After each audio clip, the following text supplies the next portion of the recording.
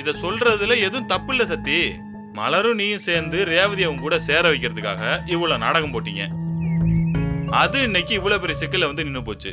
ரேவதியும் பதறி அடிச்சுக்கிட்டு உங்ககிட்ட ஓடி வரல. மலரை கட்டிக்கிறதுக்கும் உனக்கு மனசு இல்ல. இதான உண்மை. இங்க பாரு, இது அப்படியே போய் மாவட்ட செயலாளர்கிட்ட சொல்லு, அவரு புரிஞ்சுப்பாரு.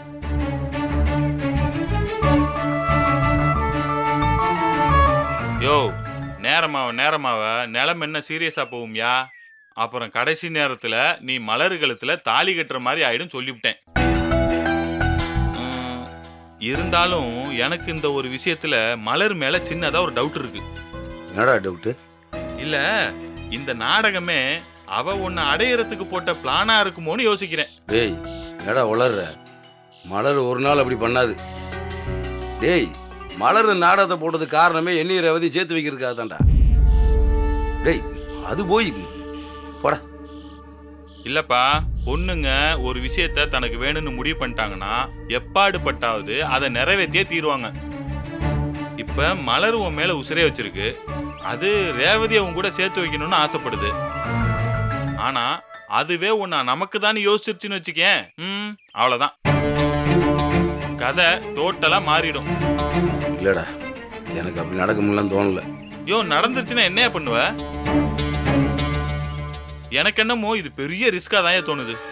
எதுக்கும் நீ லேட் பண்ணாம உடனே மாவட்ட செயலாளர் போய் பாரு. யோ யோ, என்னையா யோசிக்கிற?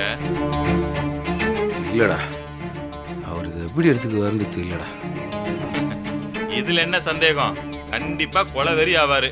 மானங்கட்ட கேள்வி கேட்பாரு. நல்லா தூக்கி போட்டே வதக்குன்னு மிதிப்பாரு. வாங்கிக்க. இவ்வளவு பெரிய விஷயத்த கடைசி வரைக்கும் சொல்லாமலே இழுத்தடிச்சா இந்த தண்டனை கூட இல்லைன்னா எப்படியா? ஏயா, இங்க பாரு, இதுதான் உனக்கு கடைசி வாய்ப்பு. இதை விட்டுட்டேன்னு வச்சுக்கேன், அப்புறம் என்ன நடக்கும்னு யோசிக்க முடியாது. தயவு செஞ்சு போ. இங்க பாரு, ஊரை விட்டு ஓடி போறதை விட தைரியமா அவர்கிட்ட போய் உண்மையை சொல்லி கல்யாணத்தை நிறுத்துறது தான் எல்லாத்துக்கும் நல்லது. போய் சீக்கிரமா பேசி ஒரு முடிவெடு. நான் போய் முடி வெட்டிட்டு வரேன்.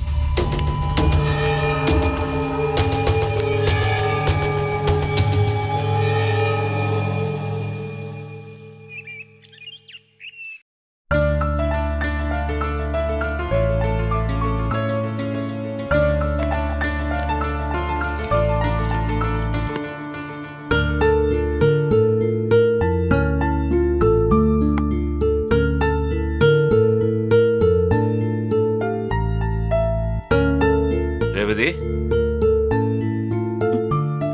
அப்பா,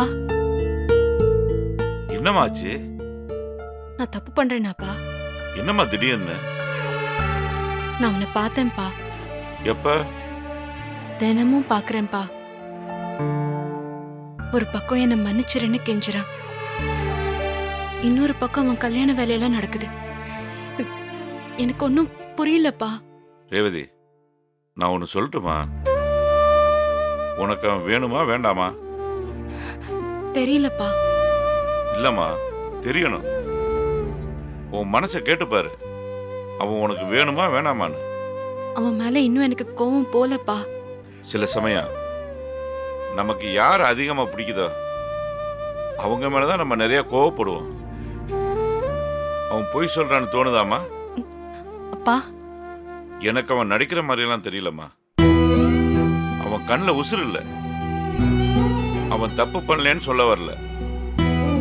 ஆனா அவன் பண்ண தப்புக்கு அவன் மனசு அவனை போட்டு கொள்ளுதுமா. அவன் முகத்தை பார்க்கறப்பவே அது நல்லா தெரியுது. உன்னோட அன்புக்காக அந்த பையன் கெஞ்சிராமா. அது உனக்கு புரியலையாமா? அப்பா, அவன் ரொம்ப மோசமானவெல்லாம் இல்லப்பா. அவன் கோவக்காரன் தான். ஆனா அவன் கோவத்துக்கு பின்னால ஒரு நேர்மை இருக்கும். அப்புறம் என்னம்மா? தெரியலப்பா, அவனை ஏத்துக்க மனசு தடுமாறுது.